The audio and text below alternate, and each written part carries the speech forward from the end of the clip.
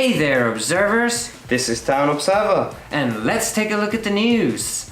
I'm Vincent, your regular host, and this is... Joseph, your guest host for today. Let's start with poultry and health. A goose farm in Yunlin in Taishi Township, just below Taiwan, has been affected by H5N2 virus, and as a result, as many as 974 birds have been killed. The killing itself was done by Council of Agriculture last Monday. This brings the total number of farms affected by H5N2 virus in Taiwan to 57. Let me tell you a little bit more about H5N2 itself. H5N2 was used in China as a vaccine against H5N1 before 1980s. Then, in 1982, in Mexico, the virus became pathogenic and it made its way to Taiwan in 2012. There are cases of people testing positively for H5N2, but in most of the cases, the disease itself wasn't life-threatening. What governments all across the globe are trying to do now, they are preventing human contact with birds that have contracted H5N2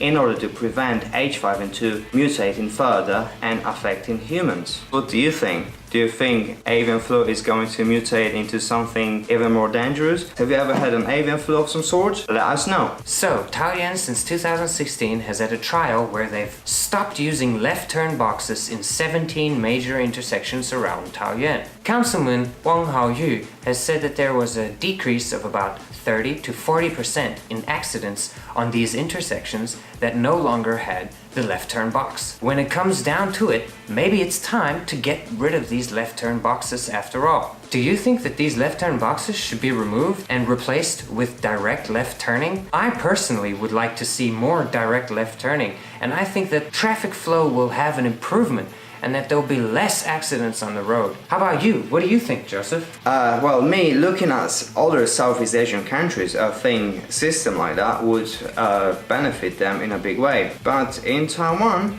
I think the time has come to try some other solutions. Other than avian flu and left turn boxes, let's talk about teachers. This week, a teacher in Kaohsiung was accused of sexual harassment. Apparently, what happened was, while they were in class, she asked the class what movie they wanted to watch.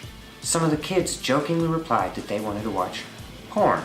Then she suggested that one of the students act out that pornographic scene in front of the class. This is because the girl in question has the word love or I in her name. And some of the kids jokingly referred to her as 做爱, which means make love. This upset the student and she went to go tell her parents, who then came to complain to the principal. The teacher has been removed from the classroom and is currently under investigation. She expects to return to work and says that this is just a joke. The parents allege that she has made these kinds of jokes in the past, and that's why they were so incensed by this teacher's remarks. I personally think that this kind of joke is sort of disgusting and you shouldn't be levying it, especially at your students. You're there to do a job. You're there to teach these kids and protect them and to teach them how to behave. So if you're also making jokes and making it feel like it's okay to make fun of this little girl, I think that that personally triggers me and makes me super upset. And I think that that is just unacceptable. So what do you guys think? Do you think this was okay? Do you think that the teacher went too far with these jokes? Do you think it constitutes sexual harassment? We'd like to know your opinions. Let us know in the comments. And now, something even more explosive! Whoa, whoa, whoa, whoa.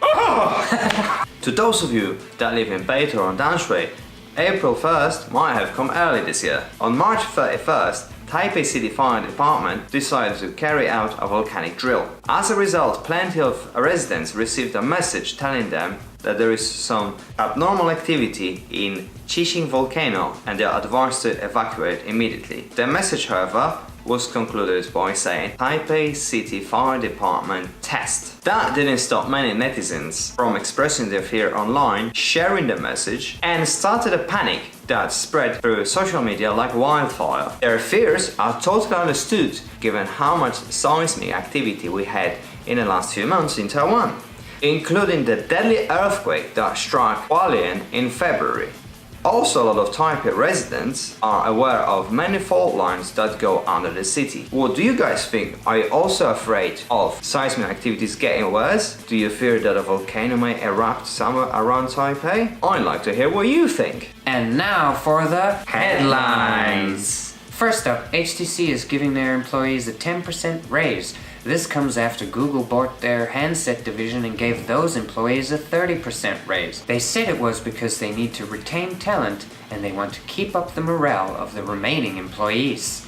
A large sandstorm was formed over China on Friday. It made its way to Taiwan on Saturday, making most of eastern Taiwan to go on orange level alert. And according to a new study, 70% of women in Taiwan have a vitamin D deficiency, with northerners being more likely to have the deficiency than their counterparts down south. So, ladies, if you live in the north, you might want to get some more sun or some supplements. And now, a classic. A gentleman in the southern city of Kaohsiung, after finishing his tomb sweeping rituals, decided to down 3 bottles of gallium. After that, he wanted to drive to northern Taiwan where he lives.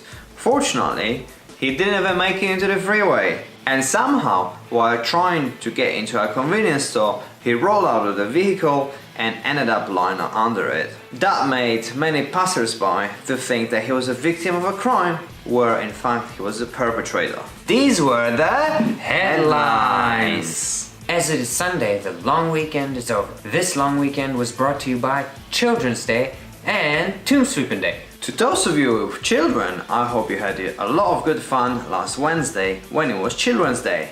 And for those of you who joined your family on Thursday in paying tribute to your ancestors, we hope it didn't end up in a brush fire like did for one family that we caught on video. Oh, talking about videos, if you want to see some of our footage that we shot on our way to Kenting, or the video that Vincent just talked about, go to the video tab on our page and check them there. And remember, if you want any more information about any of the stories we spoke about today, you can check the description for links. Join us next time as we take a look at the news. Taiwan Observer out!